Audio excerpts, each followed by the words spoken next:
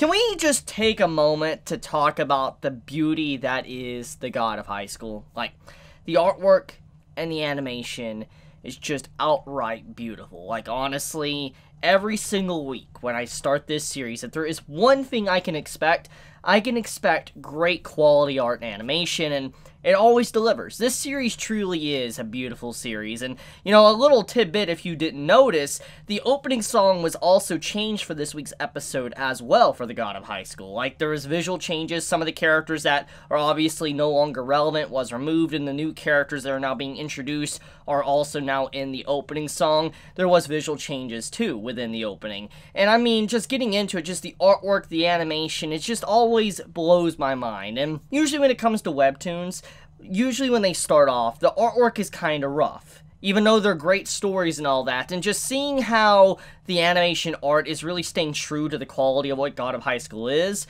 but also kind of giving it a whole new breath of fresh air, it makes me very happy. I'm glad to see that the artwork and animation is really getting the respect it deserves. The series is getting the respect it deserves, because it deserves it. It's a good series, and, you know, it's very popular, obviously. It's up there in the realms of Tower of God and all that, so I'm just glad to see it. But, yeah, I think that this week's episode really, it blew me away. Like, just seeing the commissioner fights and stuff, that was ridiculous. But okay, let's get into the actual meat of this episode of The God of High School. So there was a major contrast between the fights this week. Like, we had the Mira, Mori, and Han stuff, and then we had the commissioner fights. And there was a really big contrast to really show the power scaling and just how much, you know, let's say Mori's team has to work on to be near the realm of where the commissioners are currently in terms of their power. Now, here's the thing. We already kind of got a glimpse at this in the previous episode with the, you know, supposed, like, hints at their training, trying to learn new techniques, etc.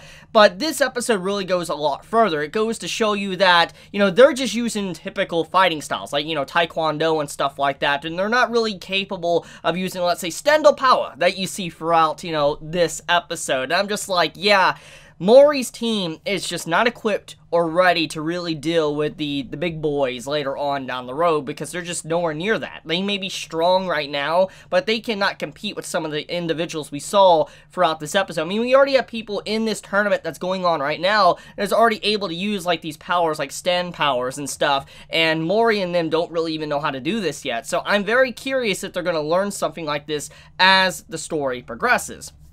But for now, though, let's actually talk about some of the things that happened within this episode, and that was character introductions. Now, if there is one thing I think that many are going to kind of be a little bit upset with, is the fact that the characters that were introduced within this episode, technically at the end of last week's episode, but fully introduced in this episode, many are probably going to be a little bit upset that the characters might be gone for now, like gone for good from the story, and it's honestly kind of a waste, because, like, when I saw the backstory to the older gentleman that was, you know, working a job but then tried to go to high school, do the entrance exam, and, you know, actually study, it was very inspiring. It's something that you actually see kind of every so often. Let's say if you're browsing online, you'll see, like, this old man get his college degree or whatever, and just seeing this old dude that's working and all that, working a hard labor job, and then tries to enter into school to be able to learn once again, it's inspiring. His entire backstory definitely emotionally hit me, I will definitely say, because it was basically telling you you're never too old to learn,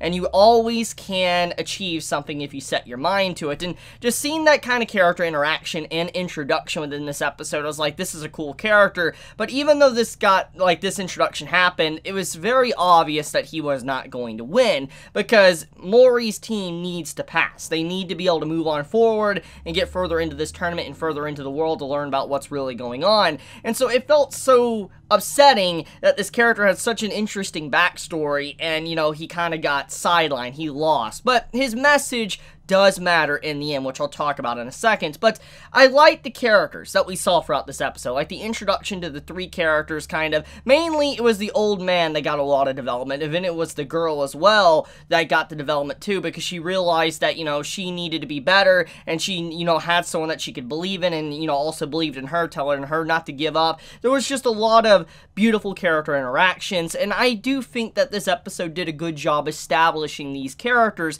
I do feel like in some some parts, so it felt a little bit quick-paced. I'm not gonna lie. Like, it rushed from one scene to the next when it came to these characters. When you saw their introductions and what they were going through, it rushed over to the next character very quickly with their introductions and what there's going on in their life and all that. I'm like, this felt very quick. This episode really did feel very fast-paced, and it felt like it was trying to get through this content very quickly. But getting back on topic, though, when it came to the old man, I liked his message, his theme. He basically was like, where I'm at right now, I'm finally deciding to go to school because I was tired of giving up. He's like, I gave up on my, entire existence. Like, I was someone that just gave up and didn't really want to try. I was lost. And I'm finally trying to get back up again and trying to do things I want to do and never give up. And I love that inspiration. He's like, I put my mind to it, and I'm finally going to do it, regardless of what people say about me. If they make fun of me because I'm old and trying to get a school degree and all that,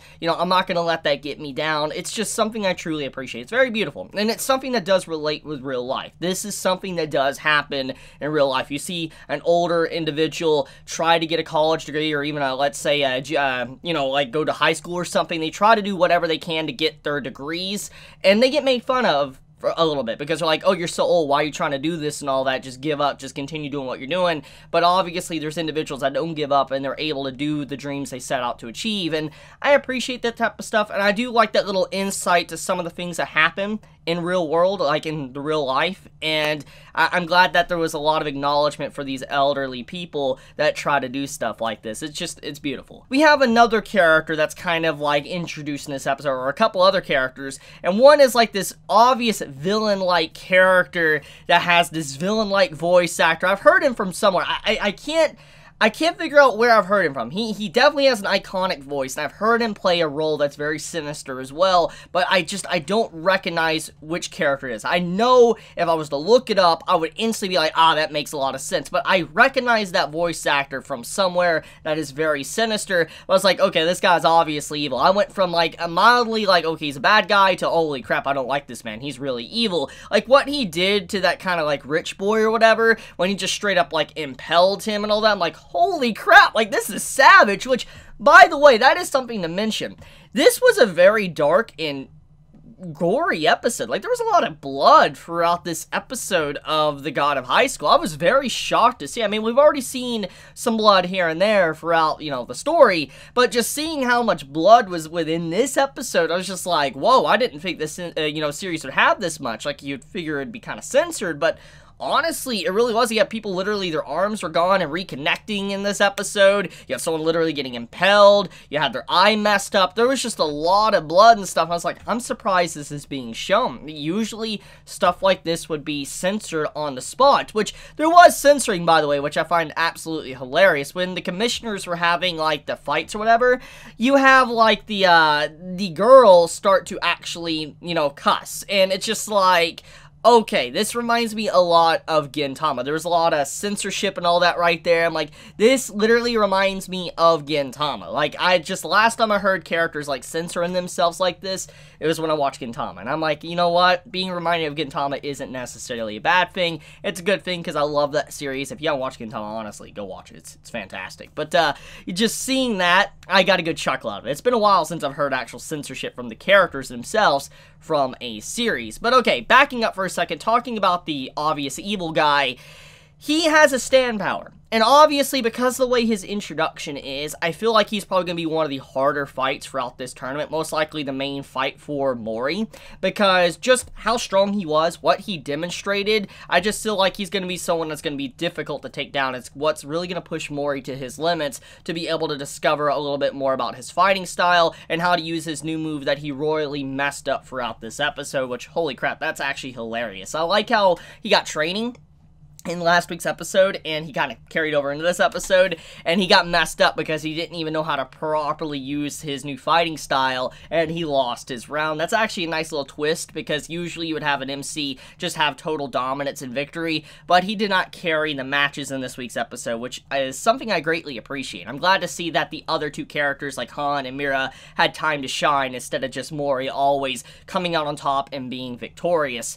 But okay, so yeah, the episode is relatively good. It felt very fast-paced, I'm not gonna lie. There was a lot that happened throughout this episode. Like, there is a lot of information, and they're obviously, once again, just trying to let you know that there is the stuff going on with, you know, the Nox, you know, the organization Nox that's doing stuff behind the scenes, and then you have it to where, like, this tournament is obviously a front for bigger things going on. Like, everything that's happening within this tournament right now, it is definitely something to really go on to the real plot of the story. Like, we haven't even probably got into the main plot points of the story yet, and we're finally about to really dive into it maybe in the upcoming episodes. Which, speaking of the plot, you have where Mori's grandpa apparently has lost an arm. Now, we don't really know necessarily if this is his arm or not, because you gotta think about this. We're in a type of world now to where characters can regenerate and have their arms reattach. You know, they could take life-threatening wounds and be a-okay. So it's very possible that maybe that arm could be a duplicate of whatever kind, an item that just makes it look like an arm. We don't really know, because there is not really any limitations that have been set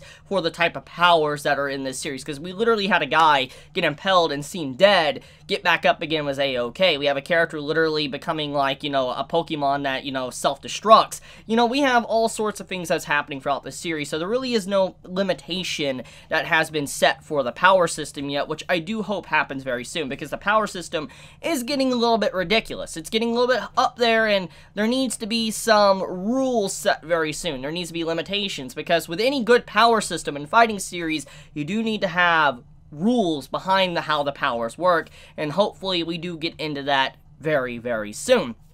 But overall, tell me your thoughts in the comments below how you felt about this week's episode of The God of High School. Did you enjoy it? Did you hate it? How do you feel about everything that happened? Did this episode feel very quick to you? It felt very quick to me. I felt like it was jumping from scene to scene personally, and it was honestly kind of hard to follow in some parts, but it was still enjoyable. And I do know that some have been complaining about the rush pacing of The God of High School. Personally, I haven't really seen much problems with it until this episode. It felt extremely quick. It felt like they were really just trying to get through these fights super fast to just get to whatever's going to happen maybe in the upcoming episodes, which is a good and a bad thing depending on what was actually skipped. But, yeah, tell me your honest thoughts in the comments below, though. But I love you guys. You have a wonderful day or night wherever you live. Please be safe, stay healthy, and Chibi out.